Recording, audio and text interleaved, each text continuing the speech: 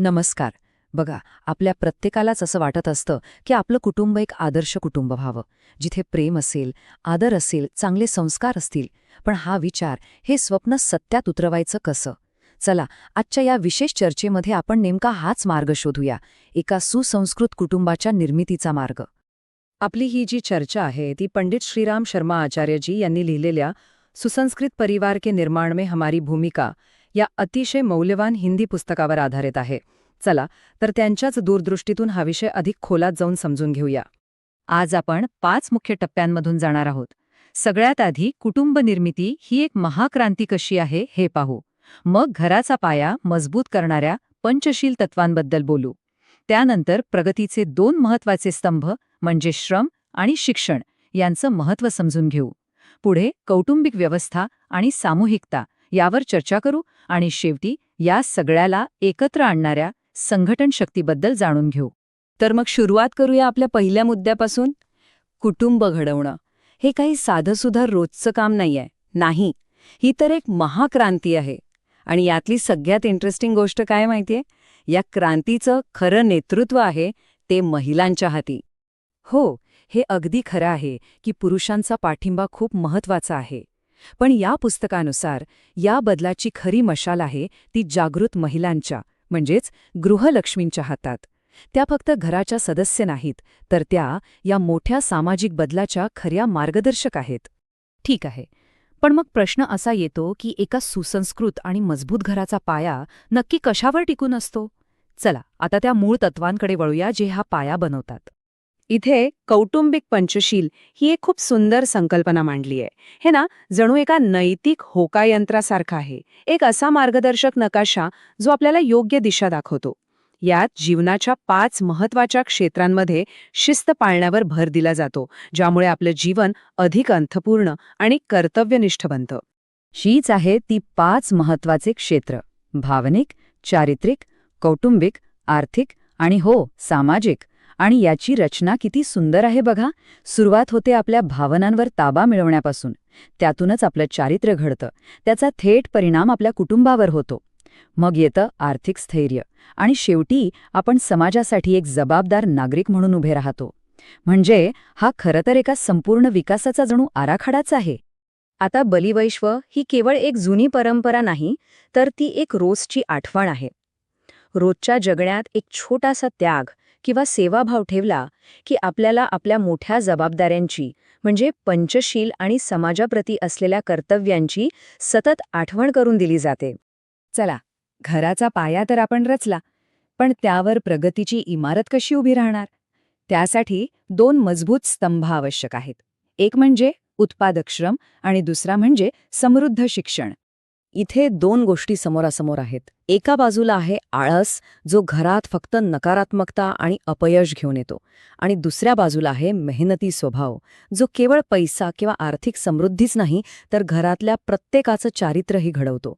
घरातल्या घरात छोटे उद्योग सुरू करूनही ही सकारात्मक ऊर्जा सहज निर्माण करता येते. आता बोलूया दुसऱ्या स्तंभाबद्दल, तो म्हणजे शिक्षण. पण एक मिनिट, इथे शिक्षण म्हणजे फक्त शाळेची डिग्री नाही. ज्ञानाची खरी तहान तर स्वाध्याय म्हणजे स्वयंअध्ययनातून भागते. आणि हे शिक्षण आयुष्यभर चालतं. आणि यासाठी एक किती सुंदर कल्पना मांडली आहे बघा, की प्रत्येक घरात एक प्रज्ञा पुस्तकालय म्हणजे ज्ञानाचं ग्रंथालय असावं. हे फक्त मनोरंजनासाठी नाही, तर इथे असं निवडक साहित्य असावं जे आपल्या विचारांना एक नवी, योग्य दिशा देईल आणि त्यांना अधिक परिपक्व बनवेल. ठीक आहे, आता जेव्हा कुटुंबातला प्रत्येकजण शिकलेला आणि मेहनती असतो, तेव्हा पुढचा प्रश्न उभा राहतो, ह्या सगळ्यांना एका सुसंवादी व्यवस्थेत एकत्र कसं ठेवायचं? आणि हीच एकतेची भावना पुढे समाजात कशी पसरवायची? एका संतुलित आणि आनंदी कौटुंबिक जीवनाची हीच तर गुरुकुल्ली आहे, जिथे काम, मनोरंजन, अभ्यास आणि घरातील कामांची वाटणी यामध्ये एक छान संतुलन साधलेलं असतं.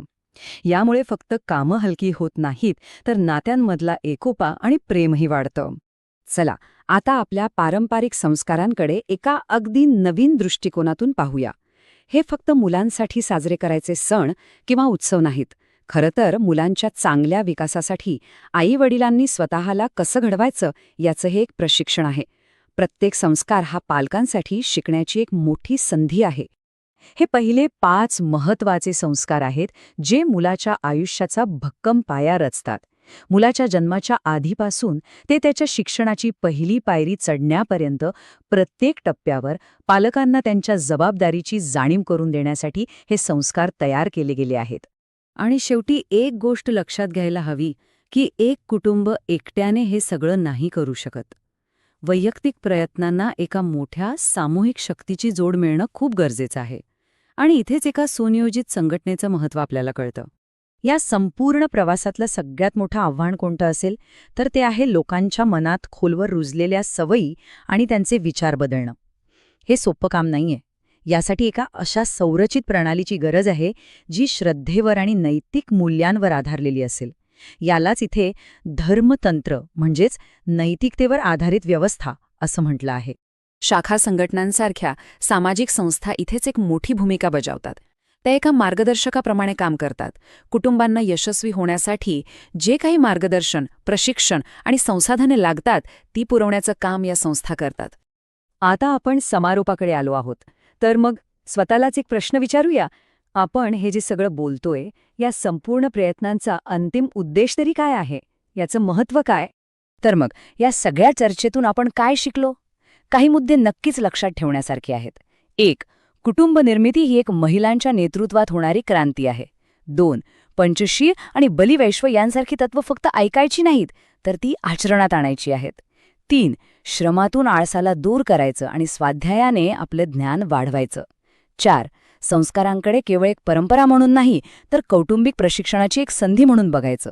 आणि शेवटचं 5वं, या सगळ्या प्रवासात एकमेकांना साथ देण्यासाठी एक मजबूत संघटनात्मक आधार उभा करायचा. आणि या सगळ्याचा अंतिम अर्थ काय? तो या एका वाक्यात दडलेला आहे की एक सुसंस्कृत व्यक्ती, सुसंस्कृत कुटुंब आणि सुसंस्कृत समाजच एका नवीन आणि उज्ज्वल युगाची निर्मिती करू शकतो. म्हणजे आपले एक छोटंसं पाऊलसुद्धा जग बदलण्याची ताकद ठेवतं. आता जाता जाता एक प्रश्न आपल्या सर्वांसाठी. या सगळ्या विचारांमधून प्रेरणा घेऊन आपल्या कुटुंबाला अजून चांगलं बनवण्यासाठी आज आपण स्वतः कोणतं एक लहानसं पाऊल उचलू शकतो यावर नक्की विचार करा. या इतक्या गहन विचारांचं आणि प्रेरणादायी मार्गदर्शनाचं संपूर्ण श्रेय जातं पंडित श्रीराम शर्मा आचार्यजी यांना. आम्ही त्यांचे मनःपूर्वक आभारी आहोत. धन्यवाद.